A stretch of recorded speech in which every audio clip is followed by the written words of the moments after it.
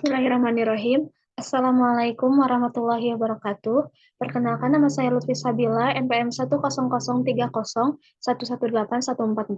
Di sini saya akan mempresentasikan tentang penelitian skripsi saya yang berjudul Nilai-nilai pendidikan dari Quran Surat An-Nisa ayat 36 tentang bentuk-bentuk akhlakul karimah. Latar belakang masalah, pendidikan merupakan pembentukan kepribadian dengan merubah manusia menjadi lebih baik dalam pengetahuan, perilaku, serta keterampilan.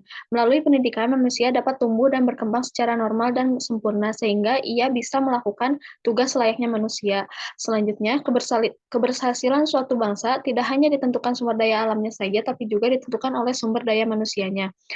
Menurut Ahmad Syafi'i, akhlak adalah fondasi dasar dari kepribadian seseorang.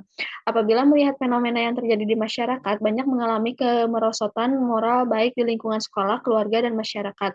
Akhlak merupakan salah satu masalah yang sangat penting dalam ajaran Islam, dan Nabi Shallallahu Alaihi Wasallam dipilih untuk menyampaikan risalah akhlak melalui Al-Quran. Al-Quran Surat An-Nisa ayat 36. Rumusan masalah dan tujuan penelitian. Rumusan masalah, yang pertama, bagaimana pendapat para mufasir tentang isi kandungan Quran Surat An-Nisa ayat 36. Yang kedua, bagaimana esensi dari Quran Surat An-Nisa ayat 36. Bagaimana pendapat para ahli pendidikan tentang pendidikan akhlak. Bagaimana nilai-nilai pendidikan dari Quran Surat An-Nisa ayat 36 tentang bentuk-bentuk akhlakul karimah.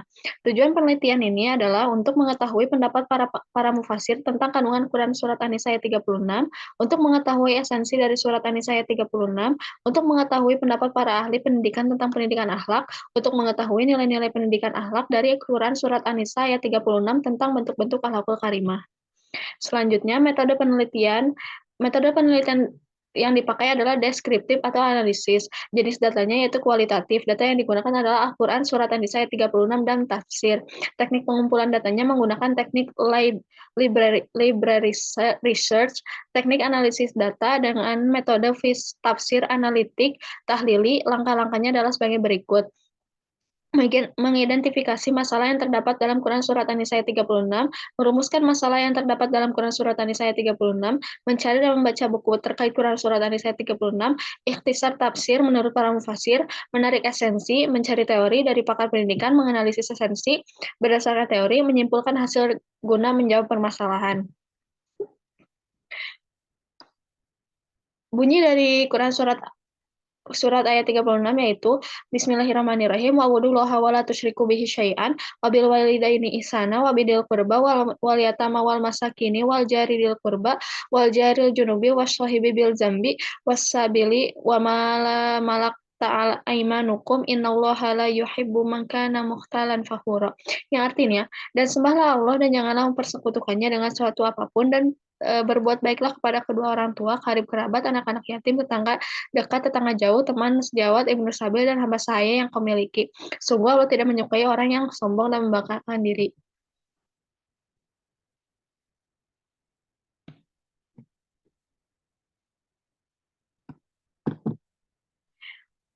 Yang selanjutnya yaitu rangkuman pendapat para mufasir.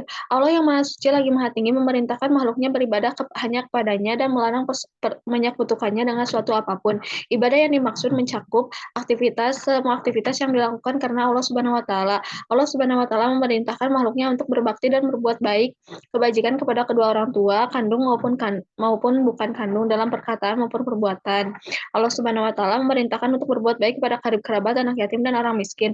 Allah Subhanahu wa taala memerintahkan untuk berbuat baik kepada tetangga baik dekat maupun tetangga jauh. Para ulama menetapkan tetangga adalah penghuni yang di sekeliling rumah hingga jarak 40 rumah. Malaikat Jibril dan Rasulullah SAW mewasiatkan dan menjelaskan tentang hak tetangga yang harus dipenuhi, di antaranya menolong tetangga, menjenguk tetangga yang sakit, mengantarkan jenazah tetangga yang meninggal, dan berbagi dengan tetangga. Lalu Allah Subhanahu wa taala memerintahkan untuk berbuat baik pada teman sejawat. Allah Subhanahu wa taala memerintahkan untuk berbuat baik kepada hamba sahaya. Malaikat Jibril senantiasa mewasiatkan kepada Rasulullah SAW tentang berbuat baik kepada hamba sahaya. Allah Subhanahu wa taala melarang hambanya untuk berbuat sombong dan membanggakan diri. Esensi dari surat ini adalah surat ini menjelaskan perintah Allah untuk taat dan tidak menyekutukannya. Allah Subhanahu wa taala memerintahkan untuk berbuat bakti dan berbuat baik kepada orang tua dalam perkataan maupun perbuatan. Allah Subhanahu wa taala memerintahkan untuk berbuat ihsan terhadap karib kerabat, anak yatim, orang miskin, tetangga baik dekat maupun yang jauh, teman sejauh, dan mufasir. Allah Subhanahu wa Ta'ala mengancam atau melarang untuk berbuat sombong dan membanggakan diri.